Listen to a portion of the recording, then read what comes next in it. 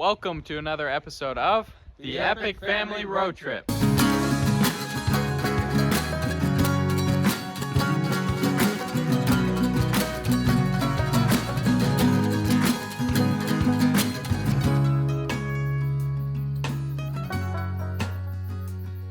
In last week's episode of the Epic Family Road Trip, after 3 grueling days and 2 cold nights stranded in the snowy mountains of British Columbia, Canada, we finally made it out, but not in the direction we had initially planned. Check out episodes 23, 24, and 25 to see how this adventure unfolded. Once we made it to safety, we refueled both Jeeps, which were running dangerously low on fuel. After refueling and resting up, we began our trek 2,000 miles east to our off-the-grid cabin in Ontario. Before jumping on the Trans-Canada Highway, we did a bit of maintenance and repairs on the Jeeps, and Matthew from the Canadian Tire Auto Centre took good care of us and got us back in tip-top shape for the long journey ahead. When the Jeeps are ready to go, we hit the road.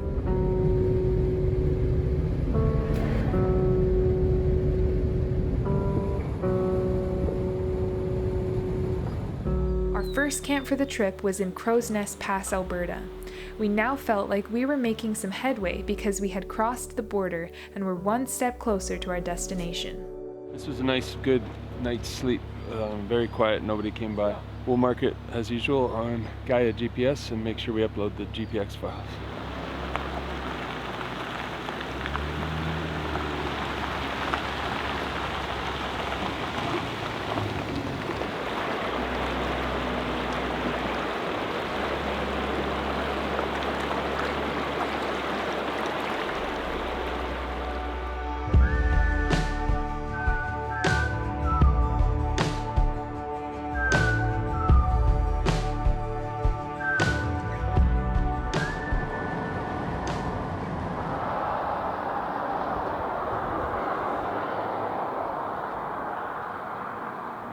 So this is the scene of what they call the Frank Slide, and it's really, if you look over here, a big mountain that used to peak way up here collapsed because they were doing mining underneath it, and it gave way at 4 o'clock in the morning and buried a town, killed about 70 people. But all the remains are here today, to this day, and they've made the highway go right through the slide. There's a museum up there, but of course everything's closed right now, all the way across Canada. So we're going to be able to look at some sites but not go in just because of the COVID thing. But pretty scary to know that an entire mountain could collapse and just spread out. You can see how far the rock slide has gone. It's crazy. There were some miners that were actually working at the time at 4 o'clock in the morning when it collapsed, and it buried the entrance to the mine, but they had equipment with them and they were able to get out of the rubble and live. So pretty neat story. This is how it looked in 1903. There's the damage from it. But a little piece of Canadian history. The town used to be called Frank, it's now called Frank's Slide.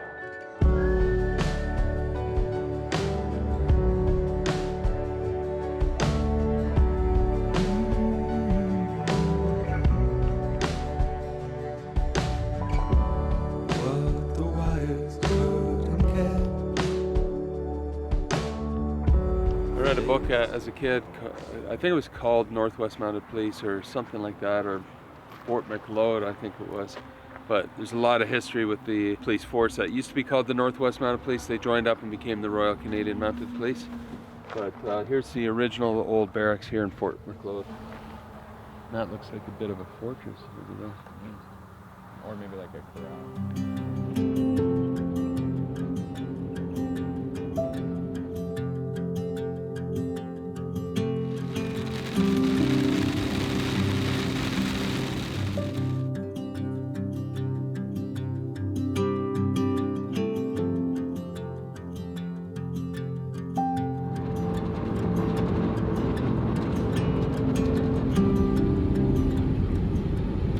Getting down some water, but we've been on the road all day trying to make our way back to Ontario, but the government shut down everything, so we can't camp at campgrounds apparently. It's the second stop we've made and hit a gate, plus hotels are closed, motels, everything, so I don't know what they expect people to do, but we'll try to find something. And there's not a lot of BLM or Crown land around here that you can camp on, so we still got fresh mountain water from BC, so that's a bonus. After finding several gates locked, we continued our search and drove about a half an hour farther down the road and found a dimly lit hotel which looked closed. We knocked on the door a few times, rang the bell, and after a while, an attendant came out and actually sold us a room. We were so relieved. We had a great sleep in the hotel, everybody got a shower, and the next morning we hit the road. After driving all day from Saskatchewan across Manitoba and into Ontario, we stopped for a bathroom break and Mom made an exciting discovery. Look at That's that. crazy. Check it out. I was going pee in the bush. Lando, this is mine. And right there, it was just sitting in the ground. You have no I've been idea looking. how long Carol's been looking and just scanning the sides of the roads everywhere we go across America, looking for a Yes. moose or elk. Probably 2 years now. But I then can't believe you found that. Mother's This Day. thing's huge. Wow. Yeah, that's perfect. Congratulations. Happy Mother's Day. This is the That is best. a nice find. That is a This is perfect shape. This is huge. Look at that. It weighs a lot. Oh, I can't A believe moose one. That's insane. A beautiful shape. I can't believe it. Yeah, that's crazy. You just were like, oh my goodness. Oh, yeah, it's sitting I Well, right I there. heard Mom yell. I was like, oh no, what is it?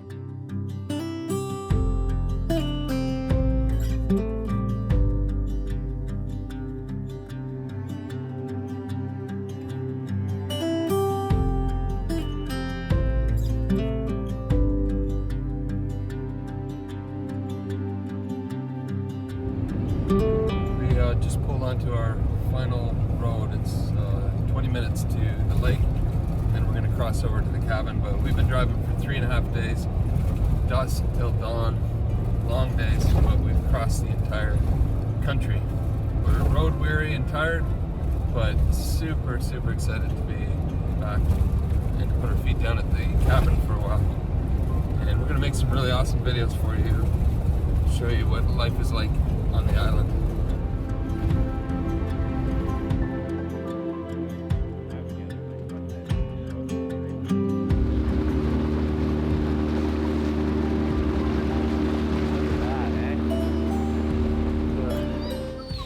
Hey Lando, do you remember this place? Yeah, buddy. I know. What?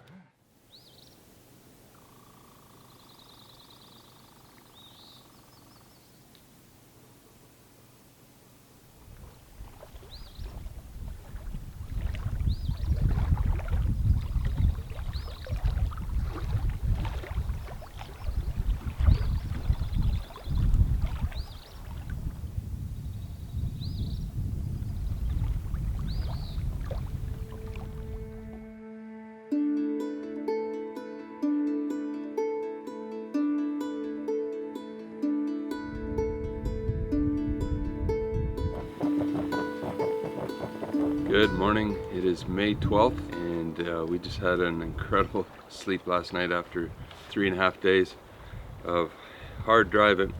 Crossed all the way from BC to Ontario. We made it safe and sound. We're at the lake. This is our favorite place on earth.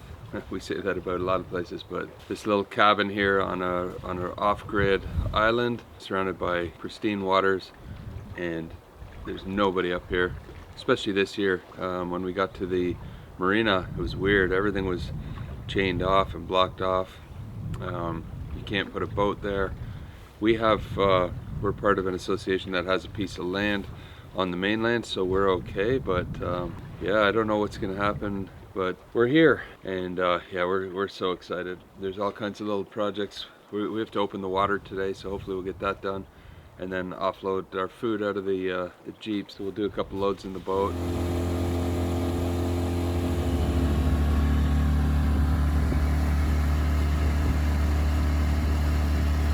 Hauling the gear from the Jeeps out to the island.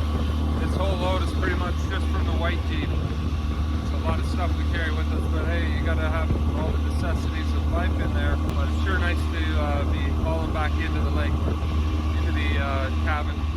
The water's cold, very cold. The snow must have melted off recently, but yeah, we're glad to be here.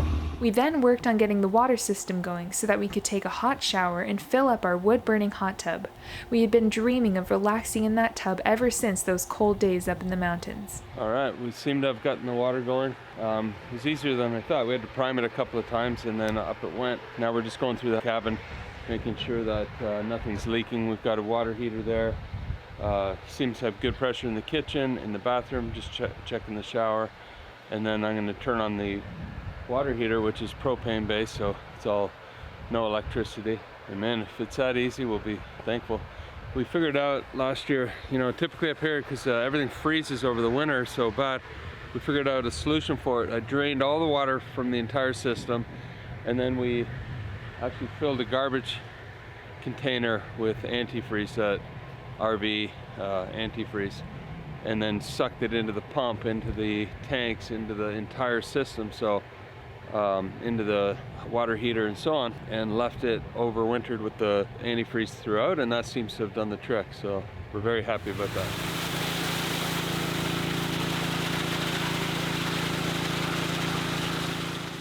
So we've got an antique washer and wringer made by the Beatty Company out of Elora, Ontario, back in the 50s. This thing probably hasn't run since then, but we're determined to get it going because I think this would be an awesome solution for doing laundry up here on the lake. So, Oh, wow. Got power. So probably what it needs is just take it apart and grease and oil any moving parts. There's some gears down in there, and we'll just open them up and get them greased up. But we got to be very careful because there's probably impossible to get parts for these now. If we don't break anything, I think we're good to go, because we have something happening down there, so that's a good sign. That'd be so cool. So here's all the inner workings, and we've got the motor. The switch is covered in plastic still, so everything's really quite good shape. You've got a drain switch and the engage for the washer. When I turn on the motor, it works. So the electric motor is good. We just have to see if it'll spin the other side now. Yeah, it's moving. That's so cool. Alright, let's try put the washer back in, and we might have ourselves a working 1950s washer. There we go. Okay. Oh my There it word. goes. Wow. So cool. We just fill her up with water, clean it up. This thing works.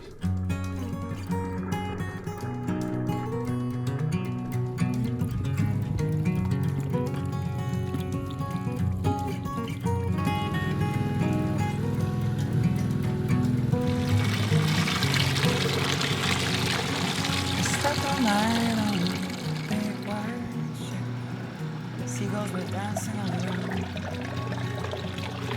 I woke up with a sunrise on the sea. Such a precious gift to me. The breeze and the waves, the slow pace, salty. After the chores were done and the hot tub was filled, it was finally time to start warming it up. I'm on the right way.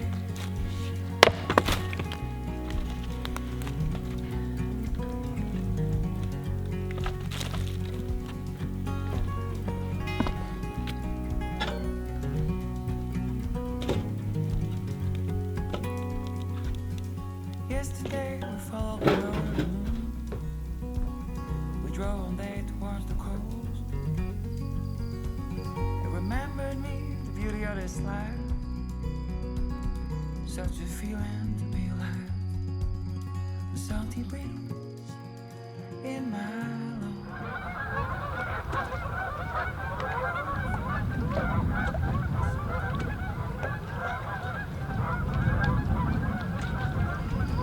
On and on and on and on.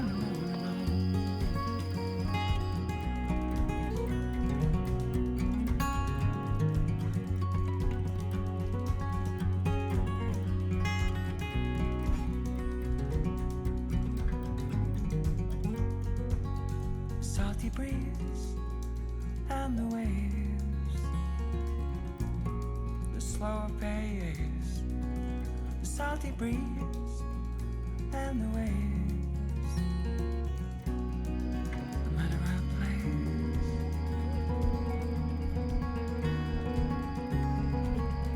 place. How's the water, boys? Beauty.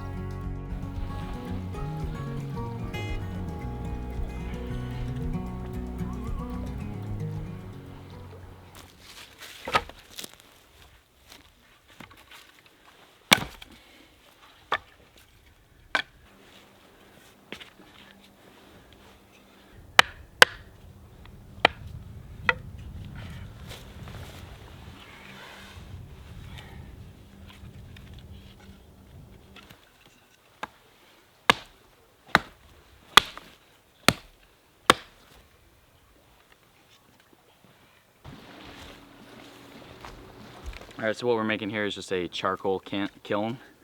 We just have been collecting sticks, setting them upright in the shape that we want our kiln to be. And earlier we just dug like a half a foot into the ground and we found a whole bunch of really good clay. We had seen it last year when we were digging, or 2 years ago when we were digging the foundation of our cabin.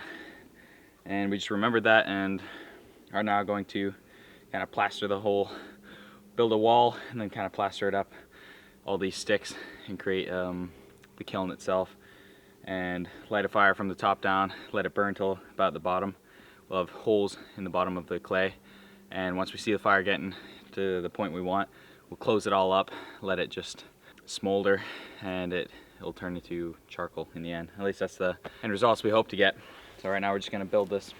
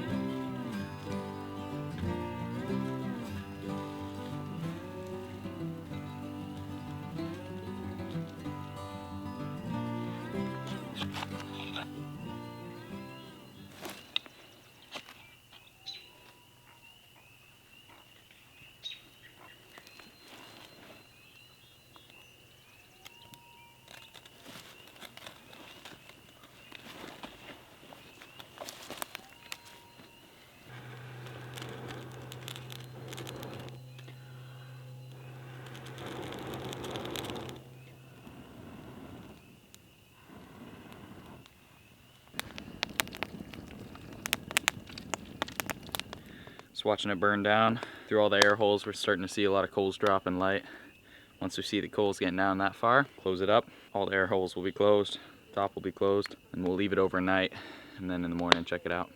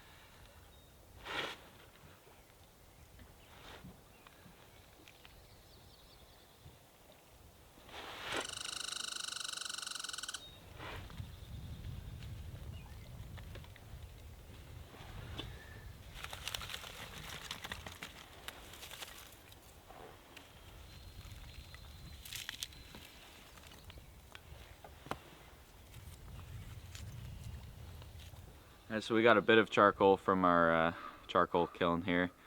That little pile there is all, should be all good charcoal. We're gonna try lighting it in a minute. But this time I think what we did wrong, because like good portion of the wood is still actual wood and didn't even burn at all. So I think we closed it off too early. So we're just gonna look into seeing what the best time would be by trying it again, and again what the best time to close it all up and stop the oxygen flow and the fire would be to get the most yield of charcoal. But it's really cool. We still have our structure, so we'll probably just pull out some of the dead sticks and then rebuild up a stick thing. We still have all the clay, and we'll reshape the walls and start burning some more.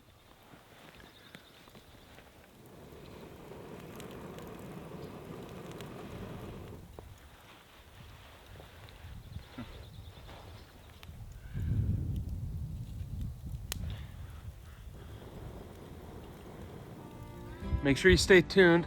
We're gonna bring you a whole new series featuring cabin life, lake life, and we're gonna be overlanding and exploring the back roads of our own backyard here in beautiful Ontario, Canada. Stay tuned. And in the meantime, we'll see you down the road.